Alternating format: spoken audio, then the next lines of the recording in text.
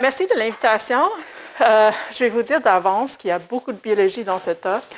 Ça va faire un petit peu, peut-être un changement de la normale, mais je pense que je vais vous tenir par la main.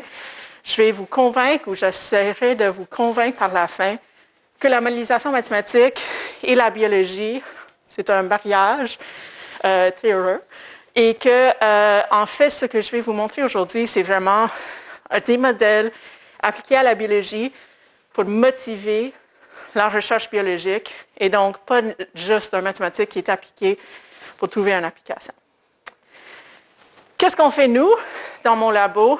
C'est un peu de tout, mais c'est centré sur la modélisation mathématique et computationnelle en immunologie.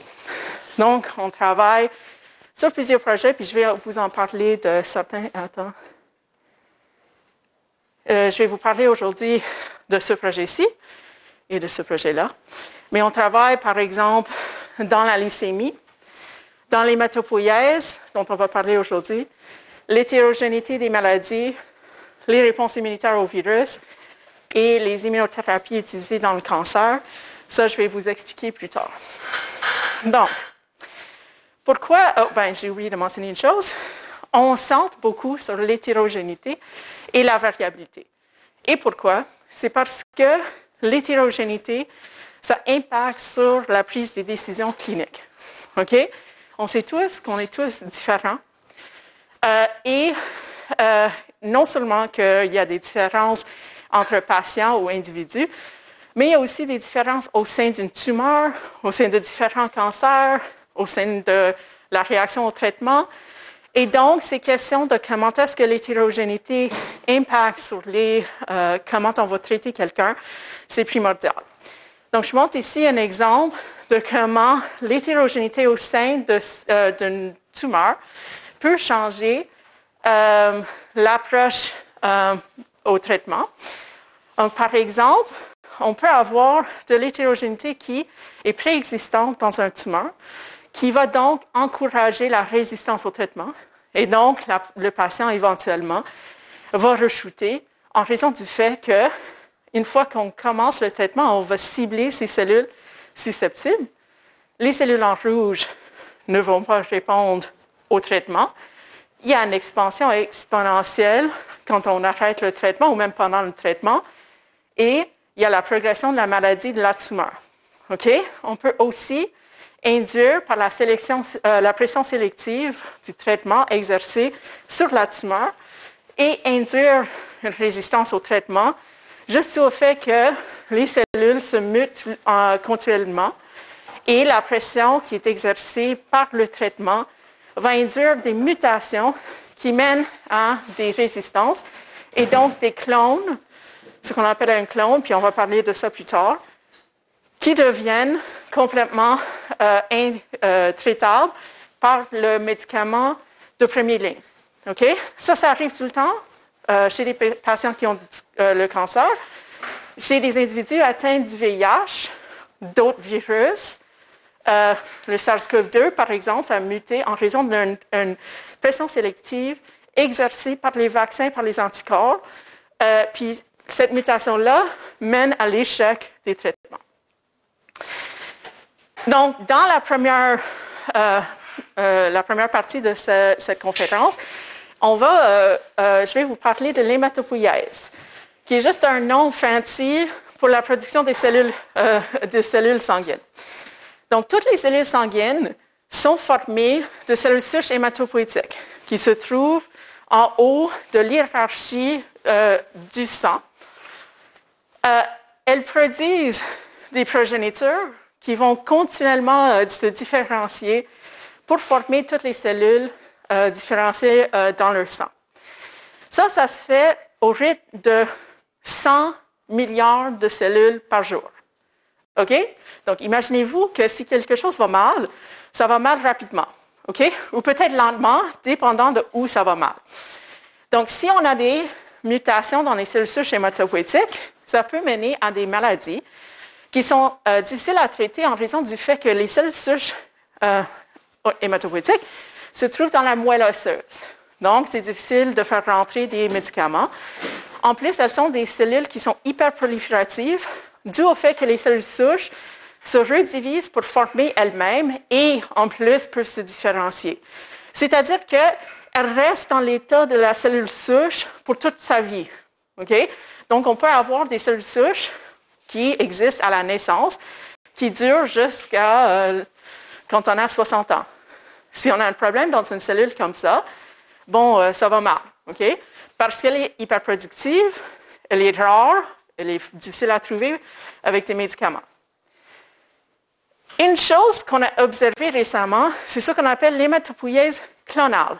Clonale parce qu'on a des cellules qui sont descendantes d'une seule cellule souche, génétiquement parlant, et on peut observer une réduction dans l'hétérogénéité avec le temps, dans le sang de quelqu'un.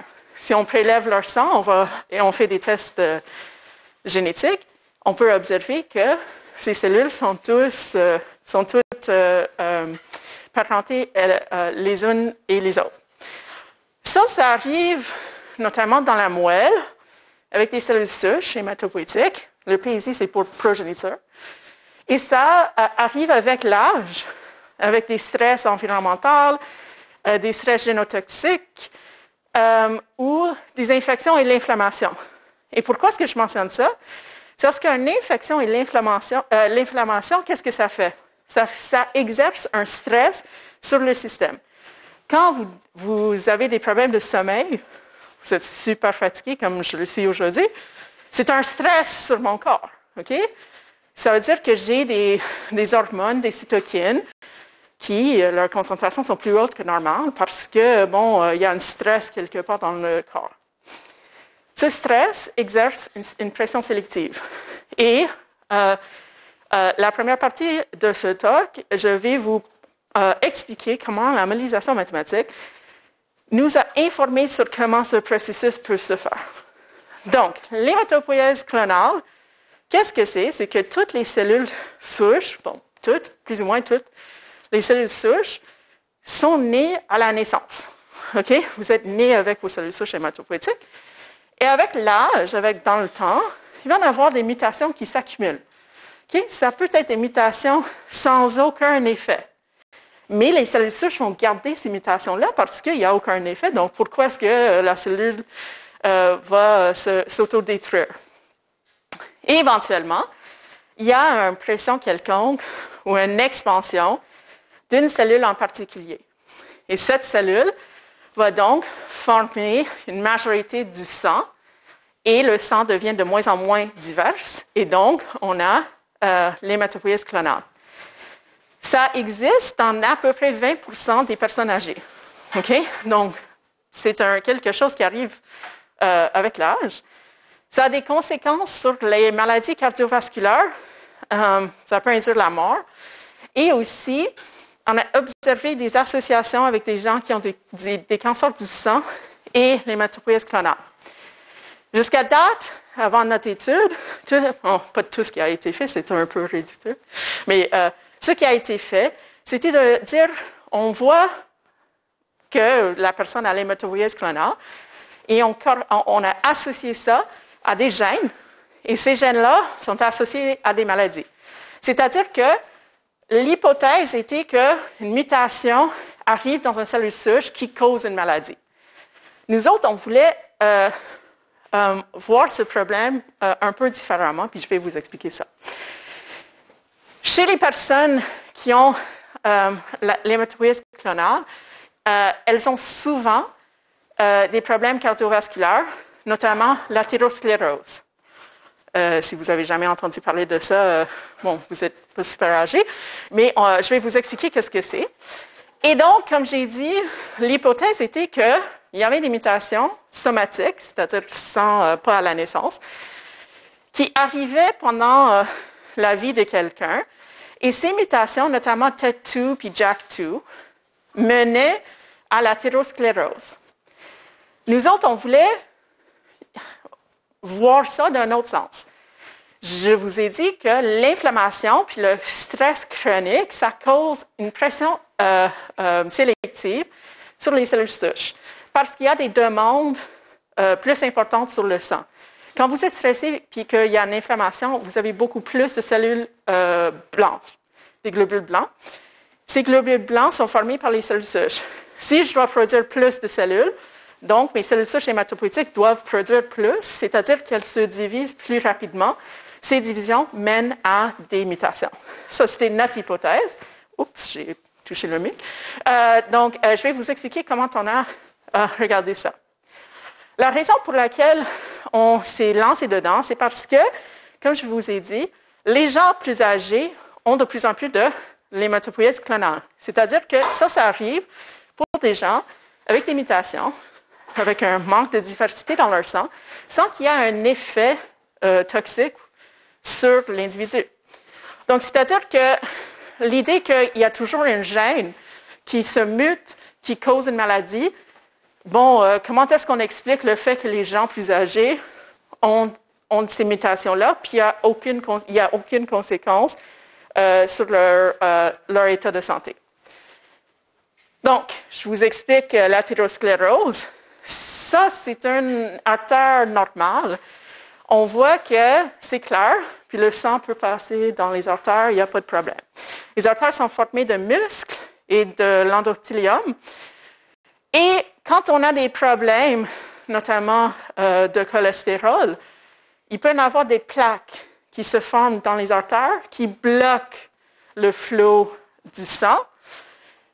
Ces plaques vont attirer des macrophages, qui sont un type de globules blancs, qui vont venir pour essayer de, ce qu'on appelle phagocyter, enlever le caca qui est là, essentiellement, et pour le dire dans un bon français.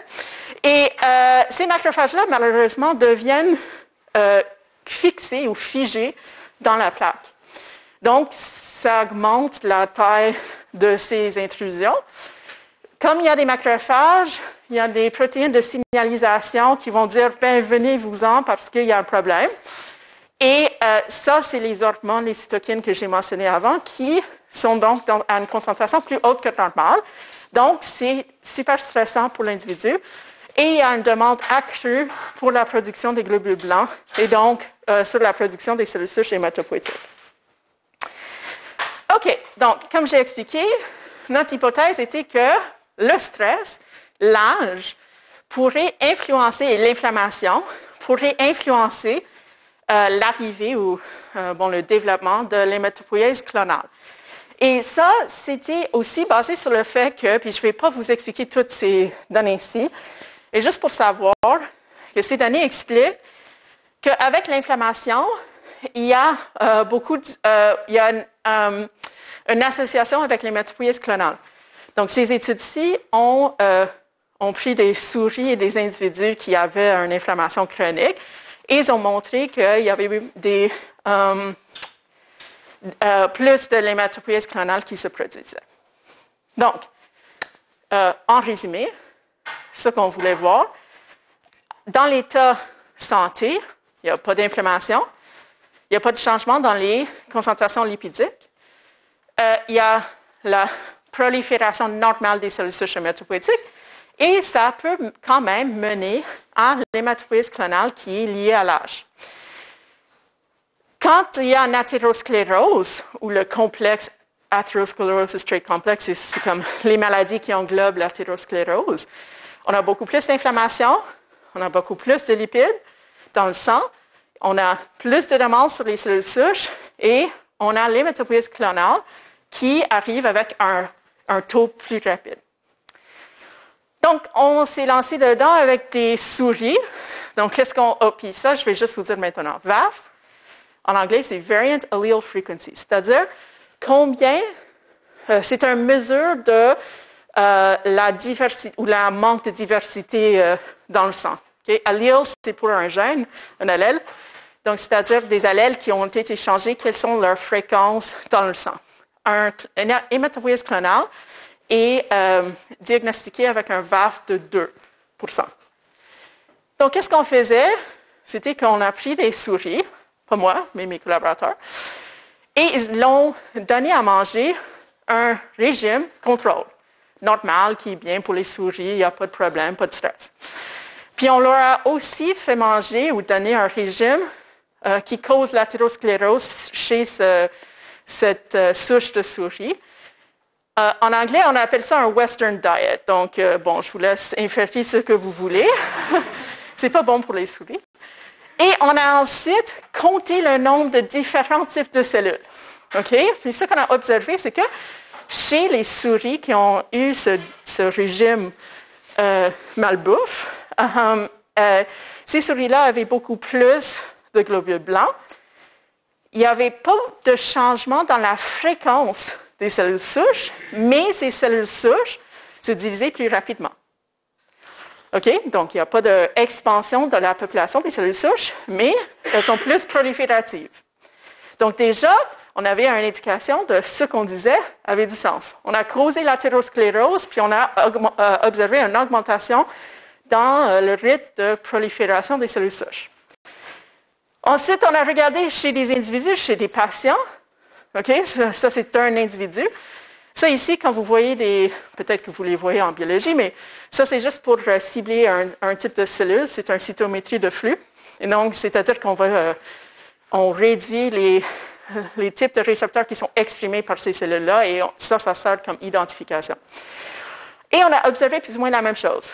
Chez les patients qui avaient une athérosclérose, ils avaient des cellules souches hématopoïétiques qui se divisaient plus rapidement, et ils avaient aussi plus de globules blancs prolifératifs. Donc, encore une fois, une indication que ça, c'est vrai. Ceci étant dit, ça, c'est des données. Ce n'est pas nécessairement des observations ou comme une prédiction. Donc, on a entré sur la scène avec un modèle mathématique. Donc, notre modèle, ça s'appelle un modèle de Moran. Si vous rentrez aux études supérieures cette année, ou peut-être l'année prochaine, je donne un cours sur la génétique mathématique, puis on parle du modèle du Moran. Mais grosso modo, qu'est-ce qui se passe? C'est que c'est un modèle discret. On va choisir une cellule à soit se diviser, soit mourir. Okay? Pour commencer, on va dire, on choisit une cellule qui va mourir ou va se différencier, c'est-à-dire s'enlever, ou elle sera enlevée, du compartiment de cellules.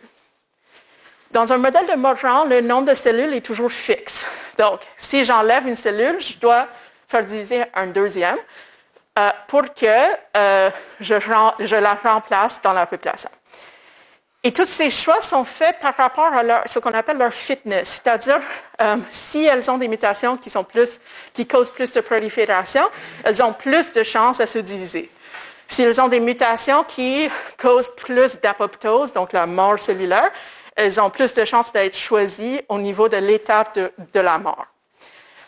On choisit une cellule et on choisit une deuxième cellule, comme cela dit ici, pour s'auto-renouveler. Parce que, comme je vous ai dit, les cellules souches peuvent produire elles-mêmes. Okay? Elles font des clones. Et ensuite, on continue ce processus. On fait ça des milliers de fois. Et on peut regarder la dynamique de l'évolution clonale dans le sang avec l'âge. C'est un modèle stochastique, donc il faut le faire comme un millier de fois. On a aussi fait une réduction de ce modèle, mais je ne vais pas parler de ça, parce que je pense qu'à ce point-ci, je vous ai convaincu que moi, je suis intéressée par les applications, mais bon. En tout cas, tout ce modèle-ci, on a paramétrisé le modèle, les paramètres, à partir de données disponibles dans la littérature et d'études de personnes saines. Okay? Une de ces études, c'est menée sur des infirmières. Ça fait des années que c'est en cours, puis on a des données sur, par exemple, les changements dans le VAF avec le temps. Ensuite, on a fait des prédictions. Et je vais vous montrer, je vais vous parler de cette figure pour commencer. Comme j'ai dit, le VAF de 2%, ça représente la diagnostic de l'hématopoïèse clonale. En vert pâle, on voit la ligne prédite pour plusieurs itérations de notre modèle pour les gens qui sont en santé. Okay? Normalement, l'hématopoïèse clonale, ça arrive vers l'âge de 85. C'est beau. Ensuite, tout ce qu'on a fait, c'était de changer ici le taux de prolifération des cellules mutées. Si on leur donnait 1,5 fois la prolifération que normale, là, l'hématopoïèse clonale s'arrivait 15 ans plus tôt à 70 ans. Si on augmentait la prolifération à être 2 fois plus rapide, là, l'hématopoïèse clonale arrivait à 60 ans. Et 3 fois à l'âge de 45. Les gens qui ont l'hématopoïèse clonale et l'athérosclérose, ça arrive normalement dans la quarantaine ou la cinquantaine. Donc, ces gens-là ont probablement une hausse de leur prolifération de 2 à 3 fois. Et on a fait ça pour plusieurs VAF.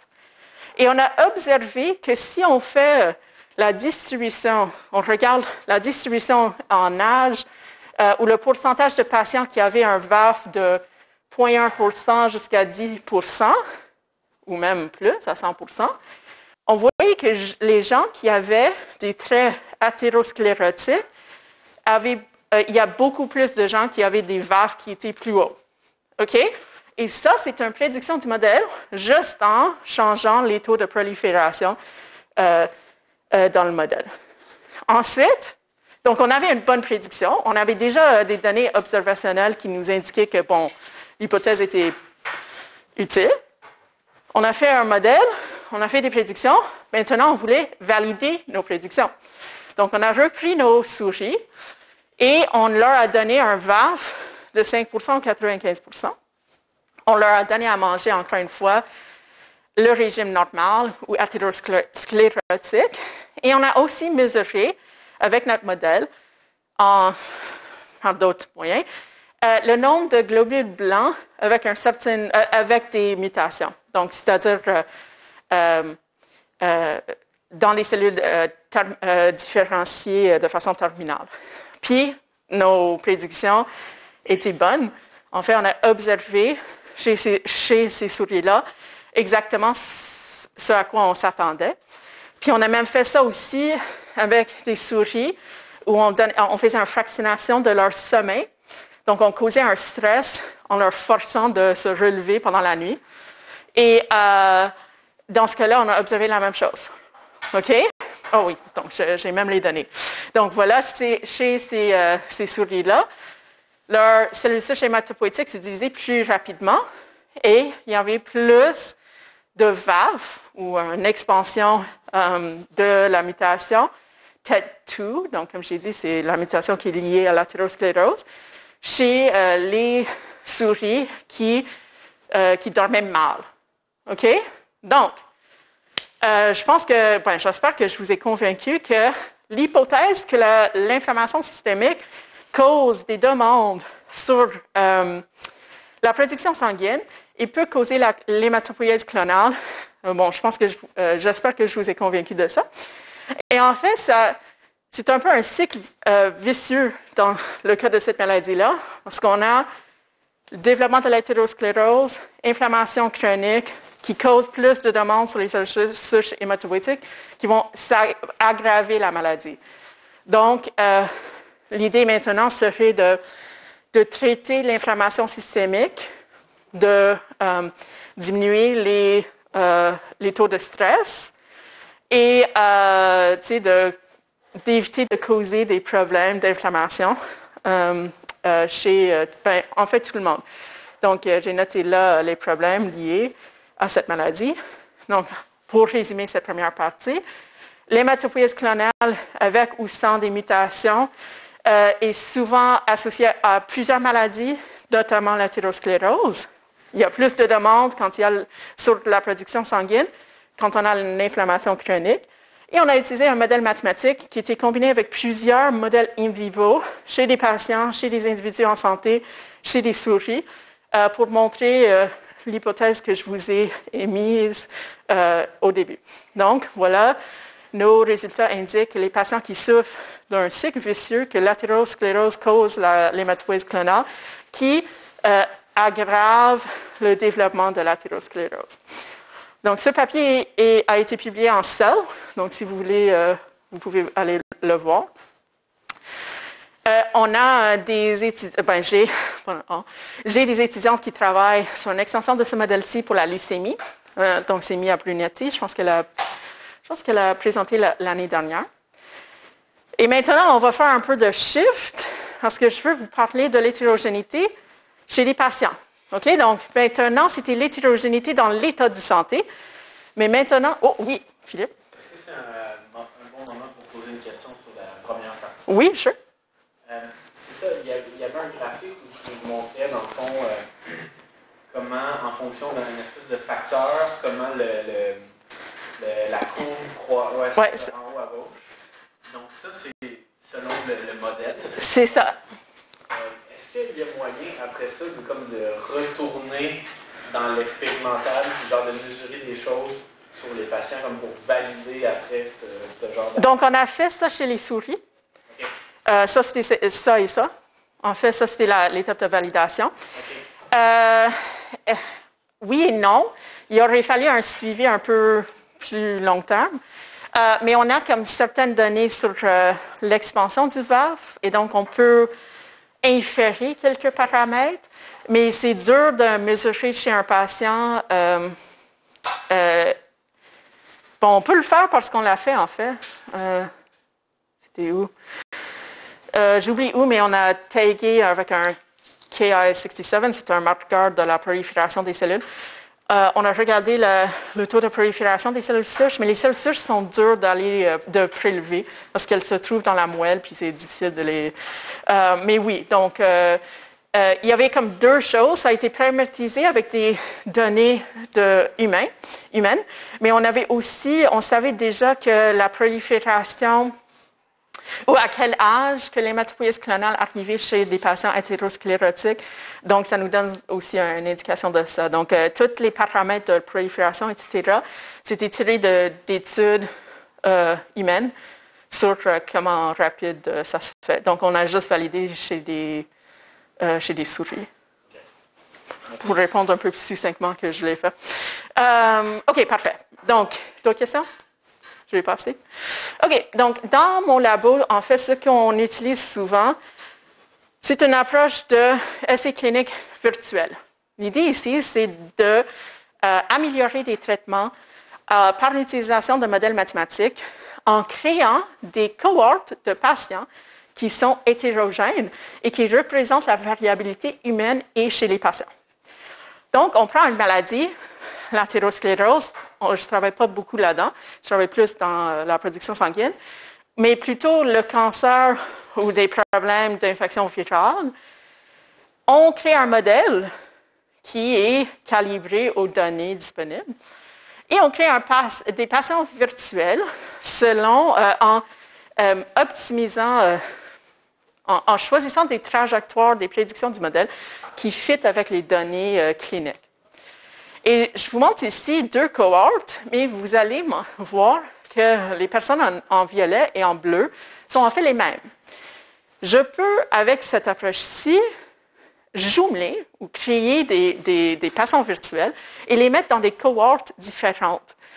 Mais c'est la même personne, c'est juste une paramétrisation spécifique du modèle. Dans ce cas-là, je peux donc tester différents traitements, des stratégies de traitement, un médicament différent, une différente combinaison, un régime posologique qui est différent, donc le timing, la dose. Et je peux observer comment la réponse à ce médicament change ou à ce traitement. Et ceci nous indique des mécanismes de la réponse thérapeutique parce que ces cohortes sont en fait formées de patients virtuels qui sont identiques. Donc, je vais vous expliquer un peu une application de ça. Donc, les virus, on ne les aime pas, mais par contre, ils peuvent traiter le cancer.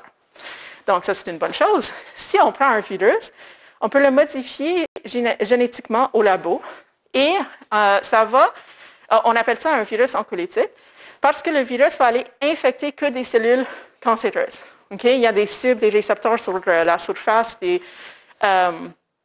cellules cancéreuses qui va laisser entrer les virus.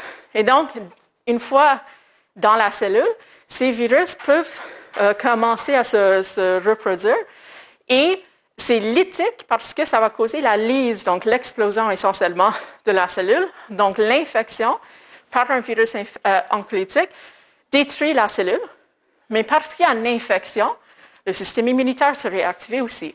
Donc on a deux choses qui arrivent en même temps. La destruction des cellules par des actions directes des virus oncolytiques et l'activation du système immunitaire qui va venir clairer aussi d'autres cellules tumorales.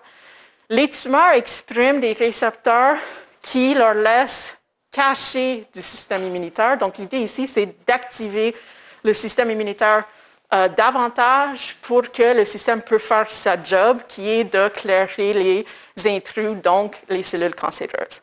Ça existe. On l'utilise pour traiter le mélanome. Ça a complètement changé le mélanome métastatique.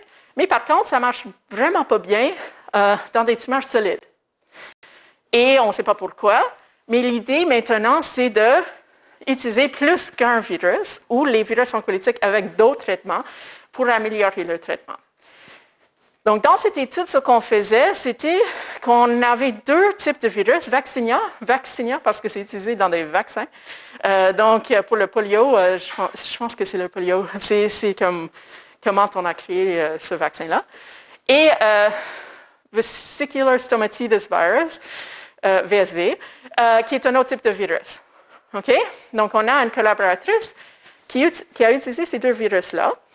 Et qu'est-ce qu'il voulait savoir, c'est comment est-ce que je peux donner ces deux virus. Parce que les deux font des choses différentes. VSV, c'est vraiment local, okay? Mais les anticorps peuvent vraiment facilement cibler le VSV. Et donc, c'est facilement éliminé par le corps. Donc, l'idée ici, c'était de donner le vaccinia qui va supprimer un peu... c'est comme plus global dans un certain sens, qui va supprimer l'action du système immunitaire, pas contre la tumeur, mais contre le virus. Et ensuite, d'administrer par la suite VSV, qui pourrait donc pénétrer un peu plus loin dans la tumeur. Okay? Donc, l'idée, c'était vaccinia donné en premier, suivi d'une dose de VSV. Puis, comment peut-on faire ça de façon optimale? Cool. Donc, on a créé un modèle mathématique. C'est mon ancien postdoc Adrian qui a tout fait ce travail-ci. Et on a, vous savez, les modèles SIR pour les épidémiologistes, ceux qui sont en épidémiologie.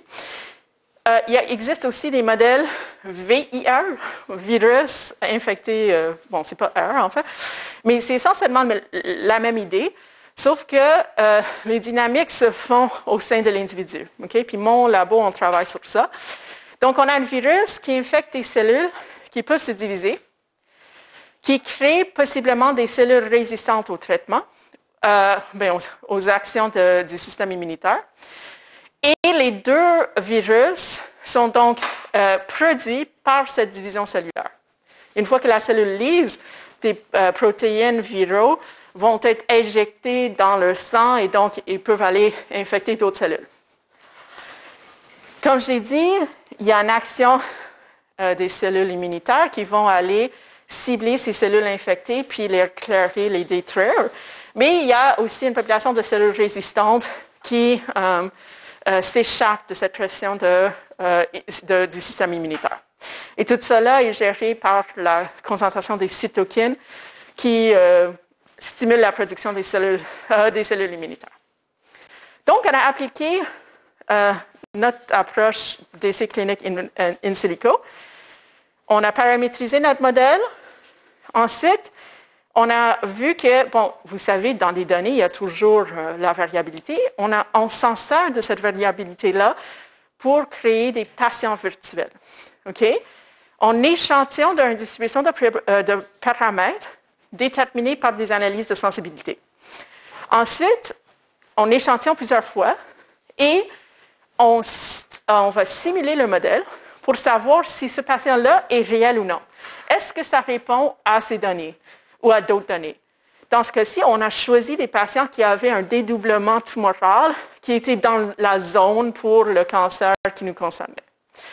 Si leur croissance tumorale était la bonne, on a accepté ce patient et on l'a mis dans plusieurs cohortes, dont je vais vous parler dans quelques minutes.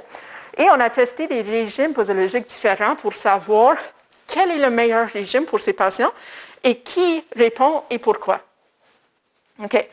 Ça, c'est une étude qui a été menée ça a été commencé par une étudiante qui était stagiaire au premier cycle dans mon labo.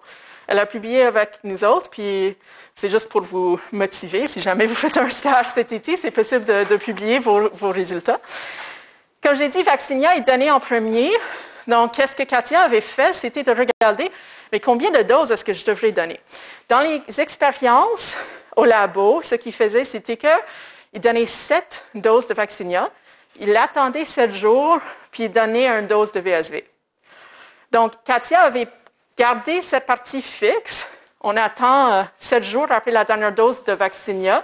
On injecte un VSV. Mais elle a regardé, mais combien d'injections a-t-on besoin de donner?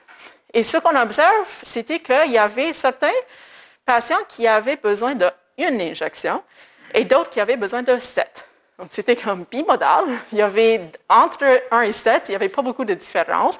Mais par contre, il y avait une différence dans la survie. Puis ça, c'est ce qu'on appelle un graphique Kaplan-Meier. Ça regarde la distribution de gens en vie. Donc, ça mesure à la fin la survie de la cohorte. Et il y avait une différence entre 7 injections et une injection. Donc, on s'est dit, OK, bon, ce qu'on va faire, c'est... Oh oui, puis l'autre chose que je voulais vous mentionner. Si je trace une figure d'une chute d'eau, je ne sais pas si ça se traduit comme ça en français, mais c'est un waterfall plot en anglais. Donc, c'est-à-dire que je regarde le changement dans la taille tumorale après traitement de chaque patient sur l'axe X. Donc, ça, c'est les barres. Leur couleur ici indique combien de doses de Vaccinia étaient prédites par notre régime d'optimisation. On voit que les gens qui ont 7 doses se trouvent ici. Et ils ont aussi la meilleure réponse parce qu'ils ont la plus grande réduction dans la taille tumorale. Les gens qui avaient une dose, il n'y a pas beaucoup d'effets. OK? Et en gris ici, c'est la croissance tumorale de l'individu parce que ça, c'est hétérogène pour chaque individu. Et on voit que, bon, c'est comme corrélé, je dirais. Il y a une corrélation entre le nombre de doses de Vaccinia prédites et la croissance tumorale de la tumeur. Ça va revenir, donc gardez ça à l'esprit. OK, donc on a pris nos patients une dose et nos patients 7 doses.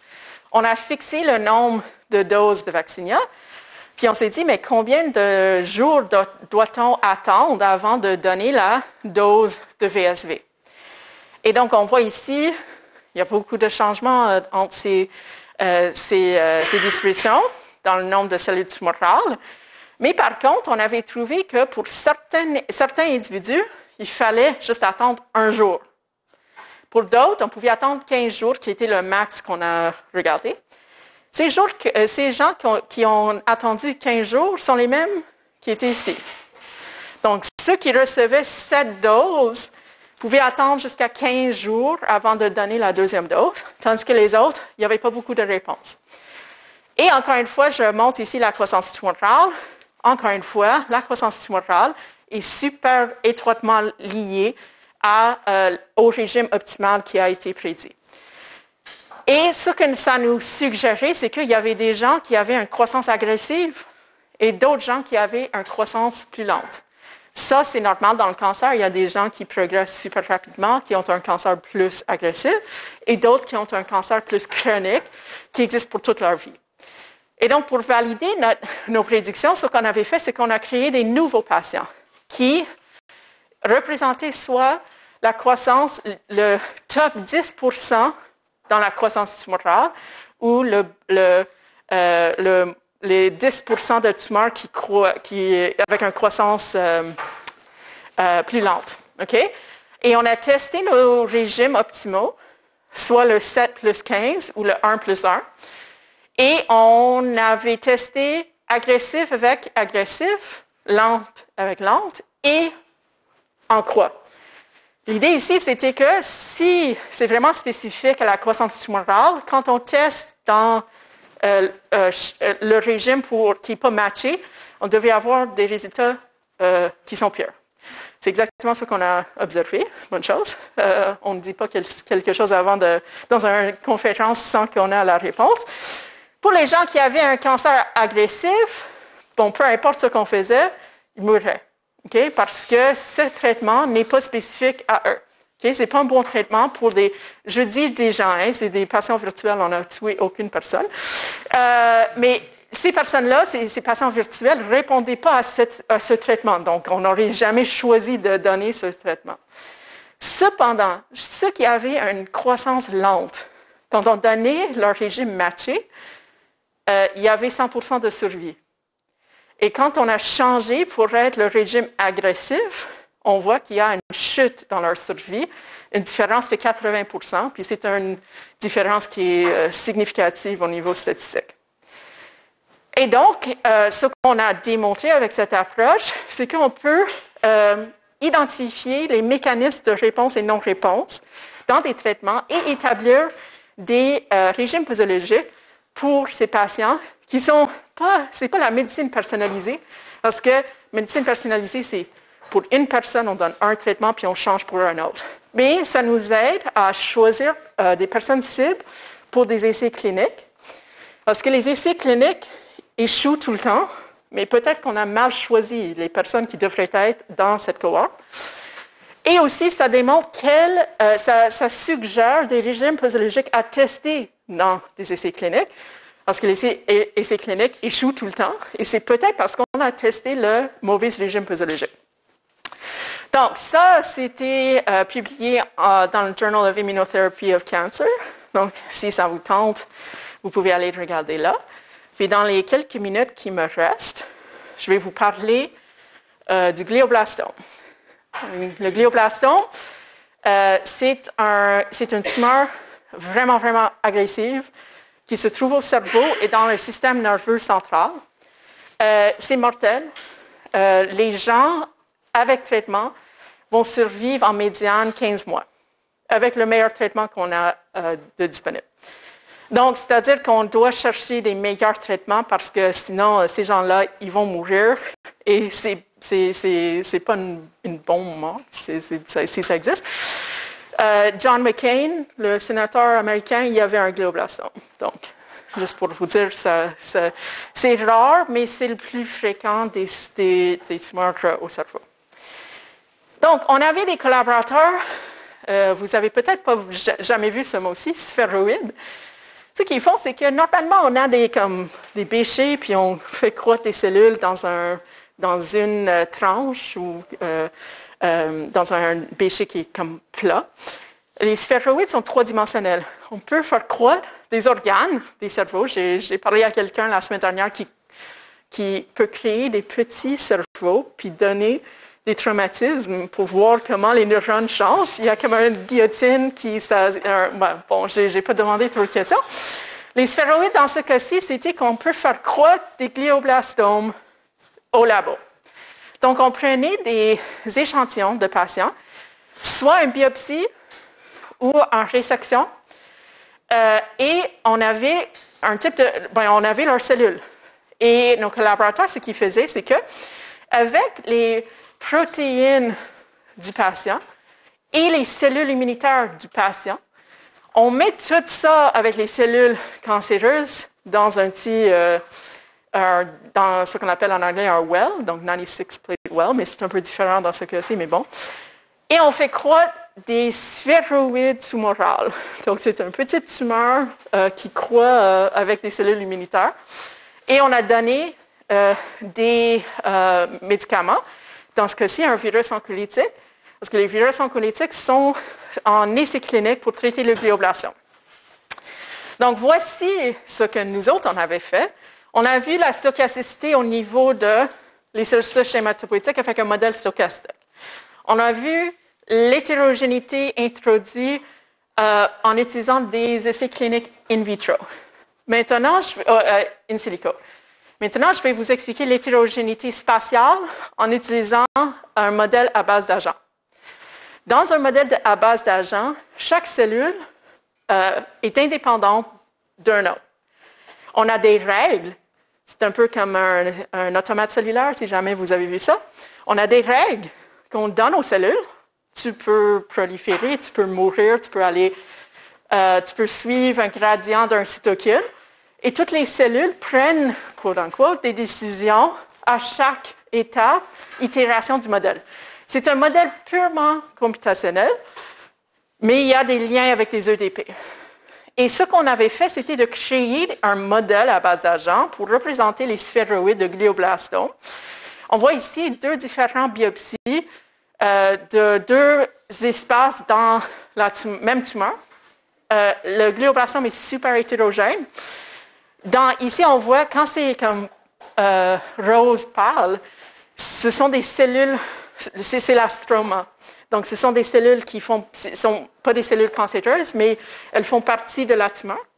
Ici, quand c'est foncé, c'est des cellules cancéreuses. Okay? Donc, on voit que la densité, ça change énormément. Il y a aussi des vides, il y a aussi des veines, des artères qui rentrent, mais bon, on ne va pas rentrer dans tous les détails. Donc, en gros, ce qu'on avait fait, c'était de dire, OK, on a des cellules cancéreuses qui peuvent se proliférer. On a le virus oncolytique, puis le virus oncolytique a été décrit par un EDP, donc c'est comme un gradient dans le domaine ici de la tumeur. Ces virus oncolytiques, comme dans la dernière section, peuvent aller infecter les cellules glioblastomes. Ça cause une infection qui va tuer la cellule. Les protéines viraux sont éjectées et peuvent aller infecter d'autres cellules. On a des cellules T, qui sont un type de cellules spécifique pour aller tuer des cellules. Elles sont cytotoxiques, qui vont tuer les cellules infectées. Et on a des cellules stromales qui ne font rien. Okay? Elles vont prendre possiblement un petit peu de virus, mais le virus ne peut pas se proliférer là-dedans. Donc, on veut en fait éviter l'infection des cellules stromales parce que sinon, il n'y a pas moins de virus dans le domaine. Et donc, ce qu'on faisait, c'était, on a fait plusieurs répétitions de ce modèle-ci. On avait des données qui avaient l'air de ça. Ça, c'est l'infection du virus oncolytique dans un sphéroïde. Et on peut, avec des marqueurs, mesurer la profondeur avec laquelle le virus a pénétré dans la tumeur. Et on a donc ces données ici qui mesurent à quelle distance est-ce qu'elle se trouve de la périphérie tumorale. Et on a des données comme la croissance tumorale. Si vous lisez cet article, le SI, c'est comme 50 pages de long. Il y a beaucoup de paramétrisation qui a été faite. Donc, on a calibré notre modèle pour que une infection semblable à celle-ci crée la bonne réponse. Okay? Donc, ça, c'est la calibration du modèle. On voit ici qu'il y a des cellules stromales. Il y a des différences dans la densité, juste comme chez le patient. Et maintenant, on donnait un virus oncolytique, et parce que c'est un modèle à agent, on a des GIFs, donc c'est fancy. Mais on voit ici que dans un... OK, c'est difficile à faire parce que ça prend beaucoup de puissance computationnelle. Ici, on voit dans une tumeur qui est dense, qui est formée de beaucoup de cellules cancéreuses, le virus oncolytique peut pénétrer plus profondément. Tandis que dans l'opposé de la densité, donc si on a beaucoup de cellules stromales, le virus ne peut pas pénétrer. La pénétration ici, on le voit, les cellules qui meurent sont en brun. Donc, on voit beaucoup moins de morts à droite qu'à gauche. OK? Donc, ça, c'était comme un preuve du concept. On pouvait modéliser ça. Et ça nous indique que la densité tumorale influence sur l'efficacité du traitement. Ceci étant dit, on sait que les tumeurs ne sont pas 100% denses ou non.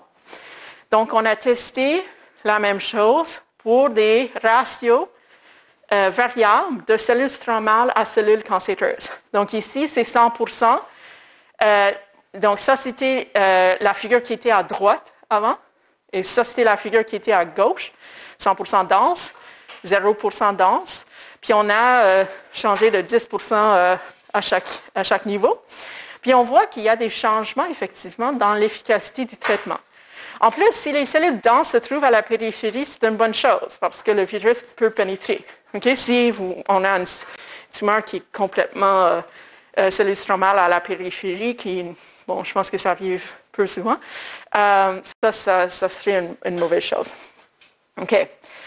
Donc, on s'est dit, OK, qu'est-ce qui est en fait, bon, primer, qu'est-ce qui est testé dans les essais cliniques en ce moment-ci? Ce n'est pas ce qu'on a fait dans le BG.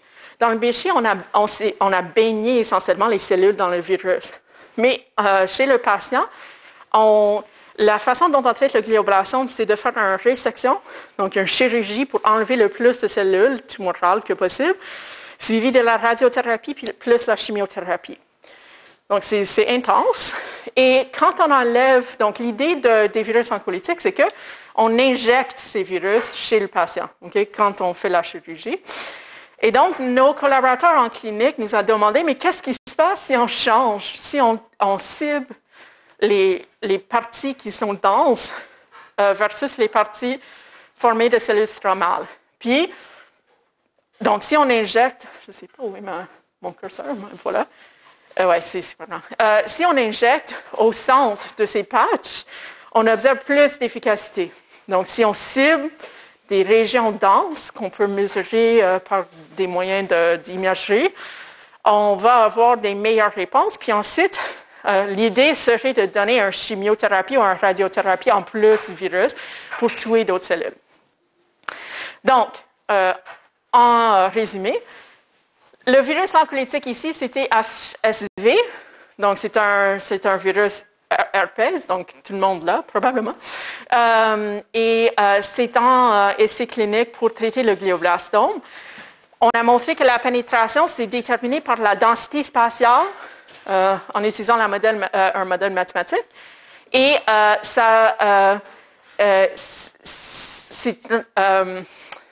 les expériences en clinique disent la même chose, qu'en fait, les cellules, les tumeurs qui sont plus denses répondent mieux à ces traitements-ci. Donc, ça serait encore une fois un espace de tri de patients qui pourraient recevoir un certain traitement. Et donc, ça aussi, c'était publié récemment en iScience. Comme j'ai dit, le SI, c'est comme, c'était un job. Et donc, avec ça, je termine. J'aimerais juste dire merci à tout le monde au labo qui travaille énormément fort sur beaucoup de projets variables. Blanche, elle travaille en ce moment-ci sur le glioblastome. Mia sur la leucémie, basée sur nos projets, le premier projet dont je vous ai expliqué. Puis Adrienne, Tyler et Katia étaient des étudiantes ou postdocs dans mon labo avant qui ont travaillé sur ces projets-ci et nos collaborateurs et nos financements. Donc, voilà. Si vous avez des questions, n'hésitez pas.